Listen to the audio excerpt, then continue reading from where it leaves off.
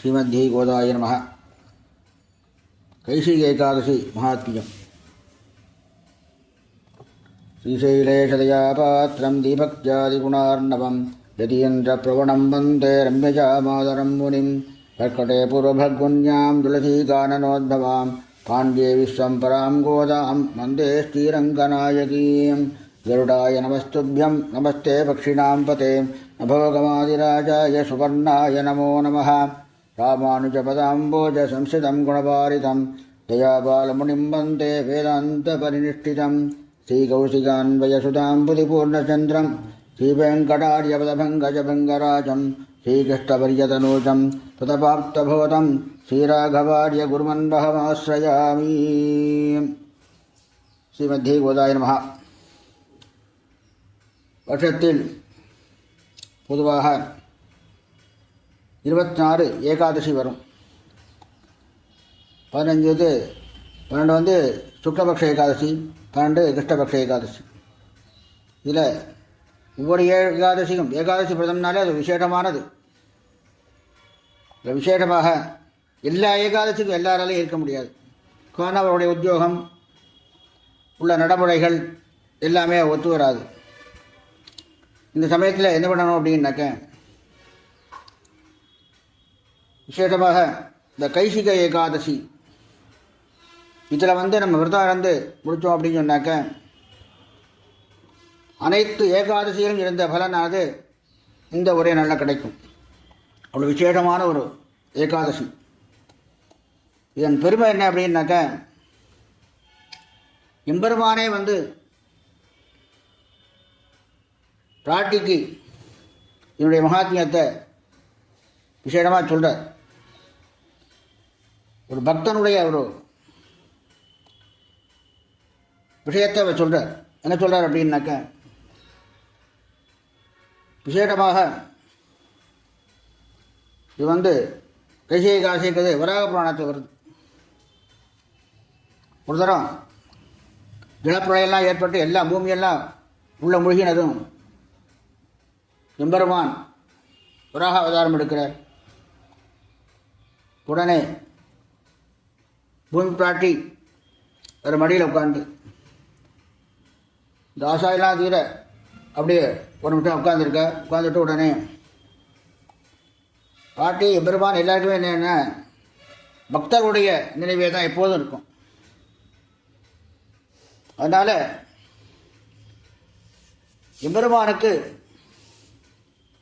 பாட்டி கேட்டால் பார்த்து எம்பெருமானை பார்த்து,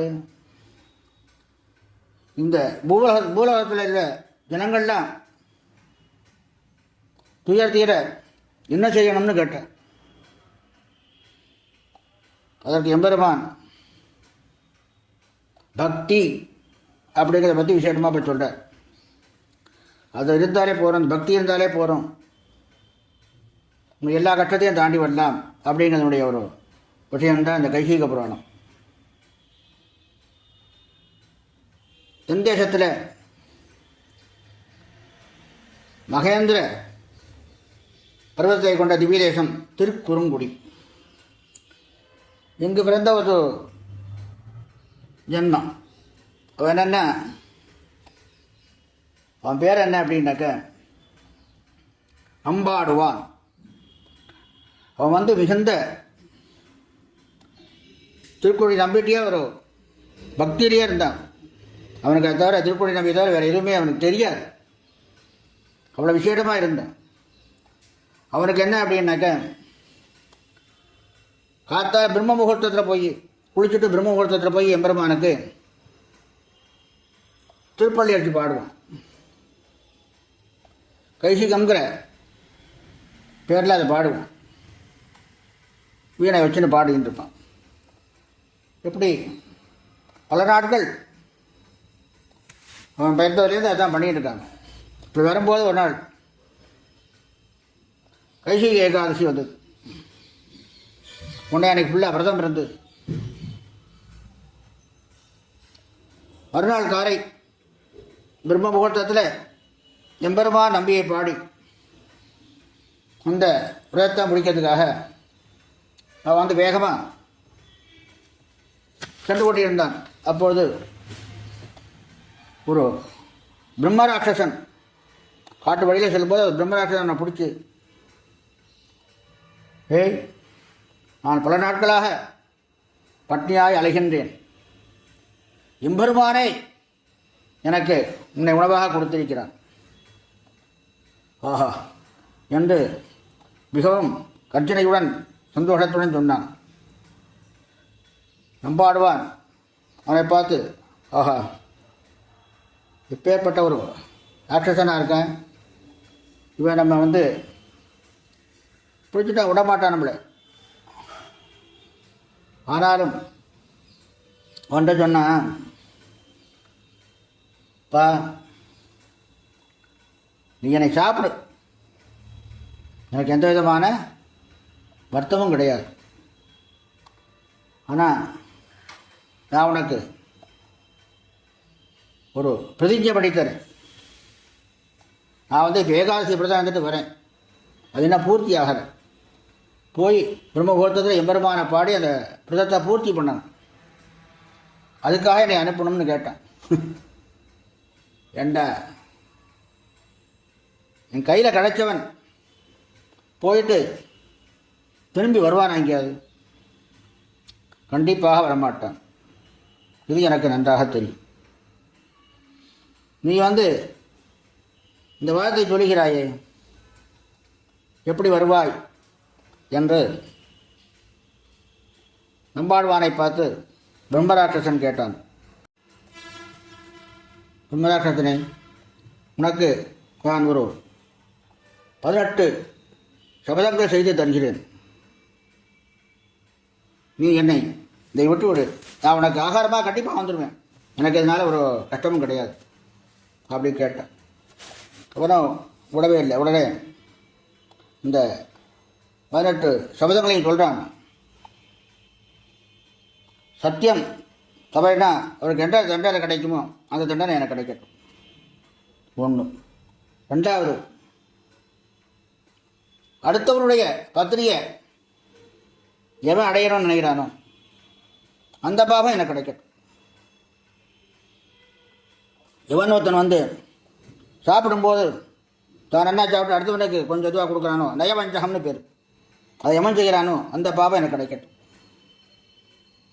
4, என்ன அப்படின்னாக்க, ஒருத்தருக்கு தானம் கொடுத்துட்டு அதை திரும்பவும் அதை எவன் வாங்குறானோ இந்த பாவம் எனக்கு கிடைக்கட்டும். 5 என்ன அப்படின்னா, ஒரு பொண்ணை கல்யாணம் பண்ணிட்டு நன்னா அவனை அனுபவிச்சுட்டு எல்லாம் பண்ணிட்டு கடைசியில் ஏதாவது தோட்டத்தை சொல்லி அவளை வீழ்ச்சி வச்சுட்டான்னா அவனுக்கு எந்த பாவம் கிடைக்குமோ அந்த பாவம் எனக்கு கிடைக்கட்டும்.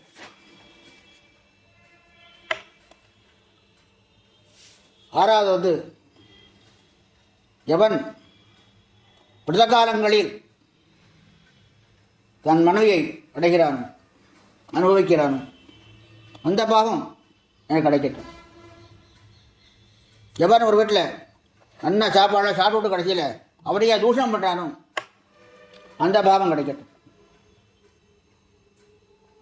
8, ஒருவன் தன்னுடைய பொண்ணை கல்யாணம் பண்ணி கொடுக்கலான்னு சொல்லிவிட்டு அவனை ஏமாற்றி எல்லாம் வாங்கிட்டு கடைசியில் எப்படி ஏமாத்துறானோ அந்த பாவம் கிடைக்கட்டும். 9வது, எவன் விரத காலங்களில் ஸ்நானம் பண்ணாமல் சாப்பிடுகிறாரோ அந்த பாவம் கிடைக்கட்டும். ஒருவன் தானம் கொடுக்குறேன்னு சொல்லி ஒருத்தர் வர சொல்லிட்டு கடைசியில் தானம் கொடுக்காம பண்ணான்னா அந்த பாவம் என்னை அடைக்கட்டும். எவன் குரு பத்னி, ராஜபத்னி, மகான்கள் பக்திகள் மேலே ஒரு தவறான எண்ணம் கொண்டு கொள்றானோ அந்த பாவம் எனக்கு கிடைக்கட்டும். 13, ஒரு 2 மனைவியை கல்யாணம் பண்ணிட்டு ஒத்திய விசேஷவாச்சம் அதுக்கு தப்பு செஞ்சான்னா அந்த என்ன பாவம் அது கிடைக்கட்டும். ஒருத்தன் 14வது, ஒரு மனிதன் தன் பதிவிரதையான மனைவியை தவறாக நினைத்து தூஷிக்கிறான் அந்த பாகம் எனக்கு கிடைக்கட்டும். அடுத்ததாக 15, ஒரு பசுமாடு யாராக இருந்தால் தாகன்னு வந்து சாப்பிடும் போது அவளை சாப்பிட விடாமல் யாரை தடுக்கிறானோ அந்த பாவம் எனக்கு கிடைக்கட்டும். இவன் வந்து பிரம்மஹத்தி தோஷம் செய்கிறானோ, கள் குடிப்பது, மிருகத்திற்கு பாங்கம் பண்ணுவது, இது மாதிரி பலவிதமான ஒரு பாவங்கள்லாம் என்னுடைய வந்து அடையட்டும். அடுத்ததாக எம்பெருமானுக்கு நைவேத்தியம் பண்ணாமல் எவன் சாப்பிடுகிறானோ அந்த பாகம் என்னை வந்து அடையட்டும். கடைசியாக சர்வேஸ்வரனான எம்பெருமானை ஒரு சாதாரணமான இந்த ஜென்மங்களுக்கு ஒப்பாக பேசுகிறானோ அந்த பாவம் என்னை வந்து அடைய வேண்டும் என்று இதை மாதிரி 18 சபதம் சொன்னான். எல்லா சபத்தையும் கேட்டுக்கொண்டிருந்த பிரம்மராட்சசன் பரமாத்மாவான எம்பெருமானை வந்து சாதாரண ஒரு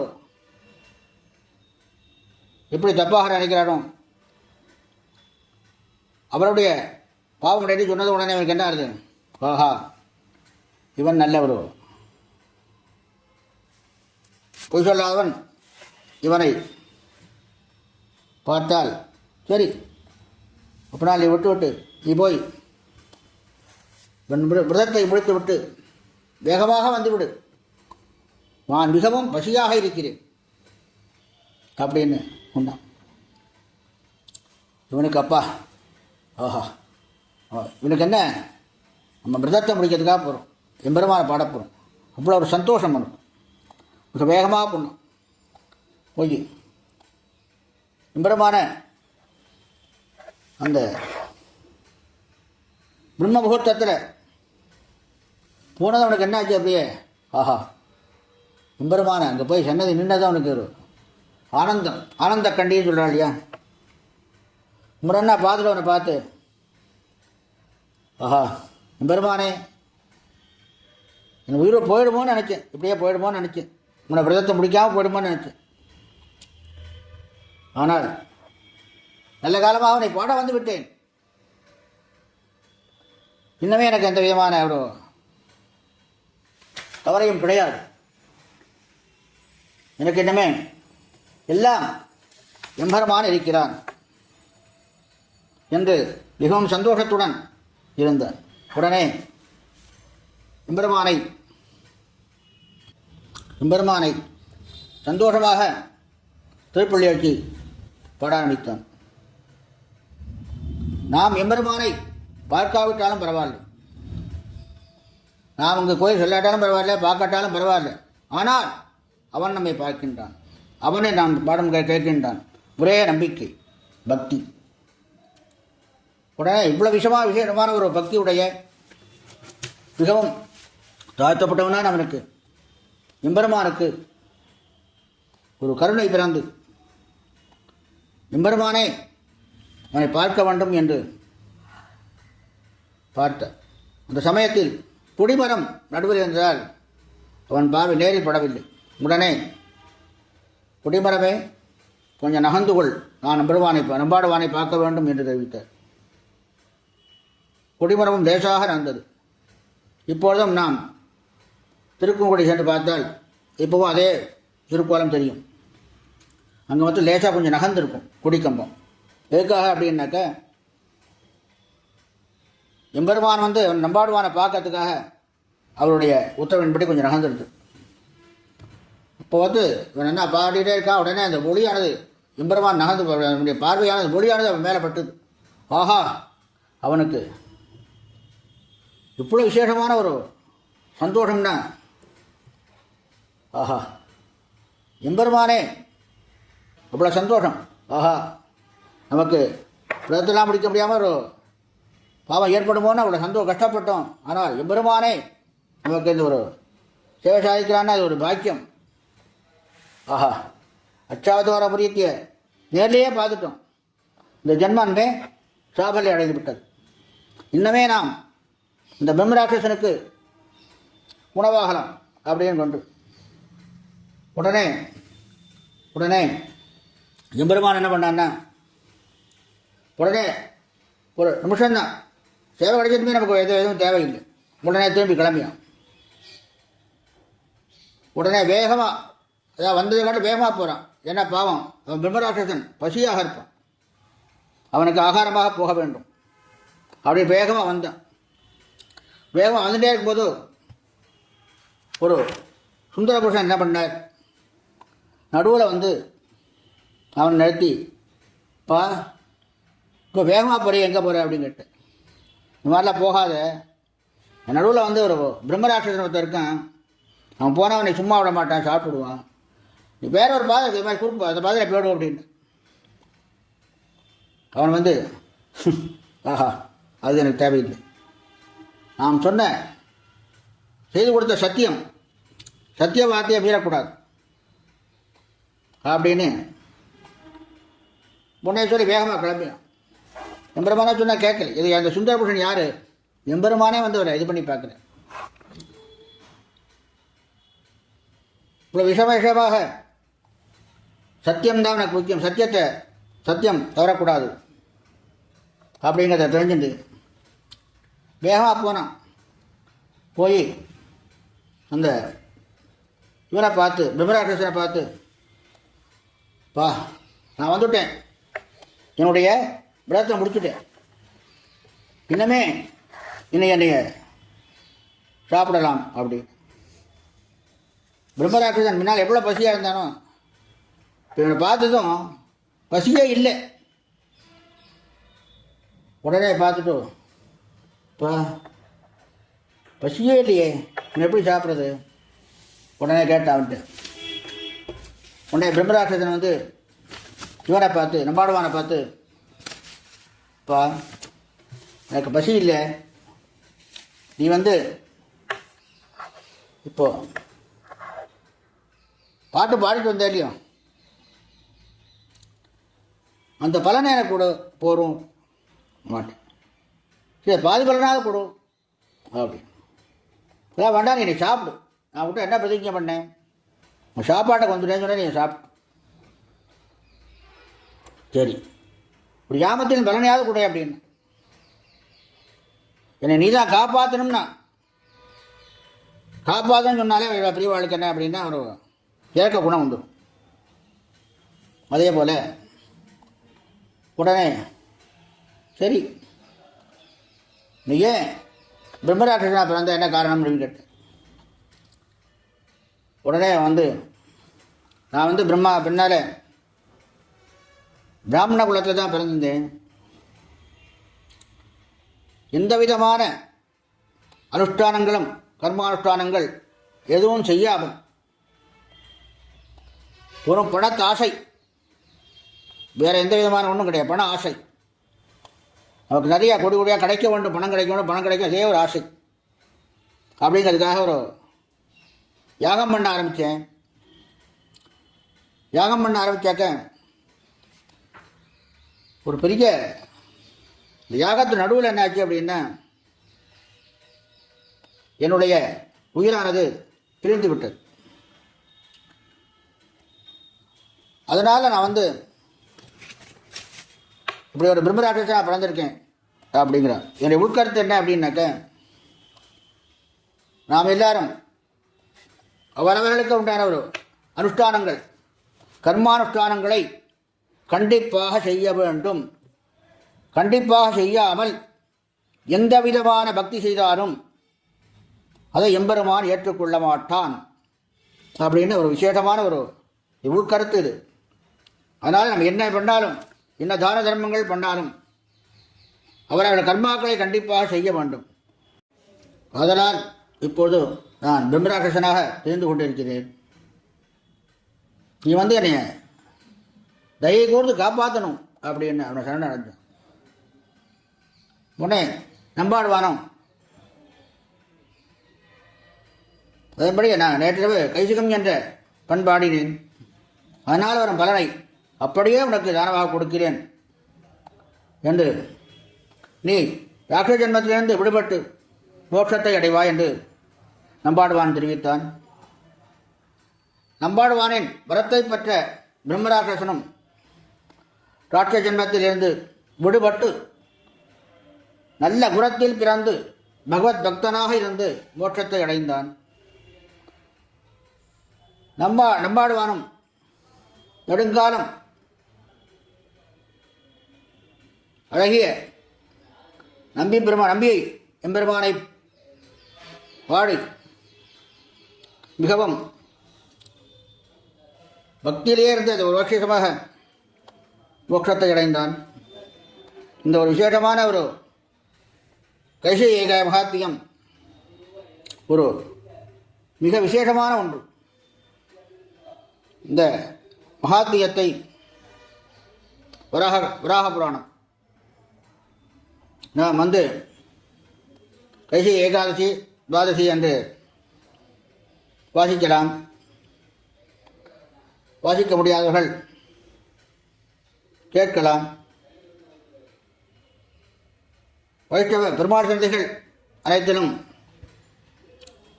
இந்த புராணம் கைசி ஏகாதசி என்று வாசிப்பார்கள். அதை நாம் கேட்கலாம். கேட்க முடியாதவர்கள் அதை படிக்கலாம். அப்படி ஒரு படிக்க முடியல அப்படின்னா இப்போ நம்ம கோயிலில் போய் கேட்க முடியல அப்படின்னாலும் இதை நம்ம கேட்டுக்கலாம். இதை நீங்கள் எல்லோரும் கேட்கணும், கேட்டு எல்லாருக்கும் ஒரு சௌபாகியம் ஏற்பட வேணுங்கிறதுக்காகத்தான் இந்த மகாத்மியத்தை பெரியவாளுடைய ஆக்கியினால் இப்போ நான் சொல்லியிருக்கேன். நீங்கள் எல்லோரும் ஒரு பக்தியுடன் இருந்து ஒரு முகமாக பக்தியுடன் இருந்து இதை கேட்க வேண்டும். ஒரு தடவை சொல்லும்போது ஏகாதசிக்கு அனுப்பிச்சிருந்தேன். இப்போ சொன்னால் அது மாதிரி நீங்கள் முதல் நாளே முன்னாலே இதை வச்சுருந்தெல்லாம் இந்த மாதிரி விரதம்லாம் இருந்து எல்லாம் பண்ணலாம். அது முடியலான்னு சொன்னேன். அதுக்காக தான் இன்றைக்கி இதை முன்னாலே நீங்கள் தெரிஞ்சுக்கணுங்கிறதுக்காக தான் முன்னாலேயே நான் அனுப்புகிறேன். முன்னாலே நீ கேட்டால் கூட ஏகாதசிக்கு ஒரு தடவை போட்டு கேட்டுக்கோங்க. இந்த விசேஷமான ஏகாதசி அன்னைக்கு விரதம் இருந்து அண்ணா எல்லாரும் சகல சௌபாகியங்களும் அடைய வேண்டும். என்ன விசேஷம் அப்படின்னாக்க வராக க்ஷேத்திரமான இந்த ஸ்ரீவில்லிபுத்தூரில் ரெண்டு விசேஷமான உண்டு. வராக க்ஷேத்திரம் பூமி பிராட்டியான கோதை அவதரித்த இடம், பூமியிலேருந்து அவதரித்த இடம். விசேஷமான இந்த ஒரு இது இங்கேருந்து ஒரு சொல்லக்கூடிய பாக்கியம் எனக்கு ஒரு கிடச்சிருக்கு. அதனால் சொல்லியிருக்கேன். நீங்கள் அனைவரும் இதை கேட்டு எல்லோரும் சில சௌபாகியங்களும் பெற்று வாழ வேண்டுமாய் ஸ்ரீ கோதாநாயிகா பக்ஷிராஜன் சமேத ஸ்ரீ ராஜகோபாலன் திருவடியில் பிரார்த்திக்கிறேன். அடியேன் திருமலை வெஞ்சுமூர் இடபாடி ராஜகோபாலதாசன். ஸ்ரீமத்தை விட்டுச்சித்தார்ய மனோநந்தனஹேதவே நந்தநந்தன சுந்தரியை கோதாயி நித்யமங்கலம். லோகாः समस्ताः सुखिनो भवन्तु.